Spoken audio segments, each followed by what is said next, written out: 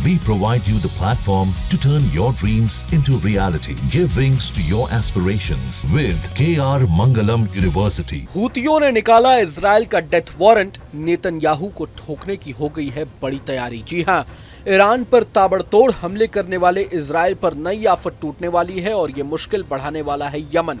असल में यहाँ के अंसार अल्लाह आंदोलन यानी हूतियों ने ऐलान कर दिया है कि अगर इजराइल उनके नेताओं को टारगेट करेगा तो वो खुद को सफल न समझे। अगर वो एक नेता को खत्म करेगा तो 1000 कतार में खड़े हैं। मीडिया रिपोर्ट्स में कहा गया है कि इजराइल ने ईरान के साथ जंग के बीच हूतियों पर भी हमला किया है। ये हमला एक बैठक के दौरान किया गया जिसमें हूती सैन्य प्रमुख अब्दुल करीम अल गमारी और सुप्रीम पॉलिटिकल काउंसिल के अध्यक्ष मेहदी अल मशात भी मौजूद थे।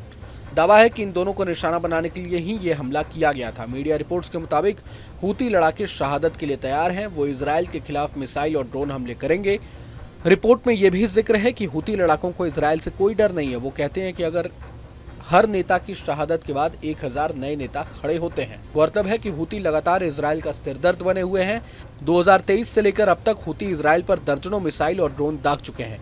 खासतौर से फिलिस्तीन मामले के दौरान हूती लगातार इजराइल पर हमले करते रहा है। इसके बाद से ही हूती और इजराइल में मामला बिगड़ता चला गया। अब ये पूरे मिडिल ईस्ट में दिखाई दे रहा है। हूती और इजराइल संघर्ष ने हाल ही में नाटकीय मोड़ लिया जब इजराइल ने राइजिंग लॉयन अभियान के तहत ईरान पर हमले किए थे। इस ऑपरेशन में ईरान के परमाणु कार्यक्रम को निशाना बनाया गया था। इजराइल में ईरानी सशस्त्र बलों के chief of staff major general Mohammad Bagheri और IRGC के चीफ जनरल हुसैन सलामी और IRGC एरोस्पेस फोर्सेस के commander brigadier general Amir Ali Hajizadeh के साथ कई परमाणु वैज्ञानिक मारे गए थे। बता दें कि यमन की 80% आबादी पर हूतियों का राज है। 2022 तक ये यहाँ की सरकार के साथ लगातार संघर्ष भी करते रहे हैं, लेकिन संयुक्त राष्ट्र के साथ समझौता होने के बाद ये संघर्ष तकरीबन खत्म हो चुका है। माना जाता है कि हूतियों को ईरान का सीधा समर्थन प्राप्त है। हालांकि हूती इससे इनकार करते रहे हैं। ये गुरिल्ला वॉर में महारत रखते हैं। खासकर गाजा हमले के दौरान हूतियों ने इजराइल और अमेरिकी युद्धपोतों पर सैकड़ों हमले किए थे। गौरतलब है कि ईरान इजराइल के बीच 48 घंटे बीत जाने के बाद भी लड़ाई जारी है। 13 जून की रात इजराइल की ओर से ईरान की परमाणु सुविधाओं, नागरिक इमारतों और कई सैन्य कमांडरों और वैज्ञानिकों को निशाना बनाने के बाद शुरू हुआ ये संघर्ष बढ़ता ही जा रहा है। इजराइल के इस हमले के बाद ईरान ने इजराइल पर मिसाइलों और ड्रोन बैराज से हमला किया, जिसमें से अधिकतर को इजराइल पहुंचने से पहले इंटरसेप्ट कर लिया गया, लेकिन कई इजरायली शहरों पर ये मिसाइल और ड्रोन्स गिरने में कामयाब रहे थे। इसके बाद से ही दोनों देशों ने लगातार एक दूसरे पर निशाना बनाया।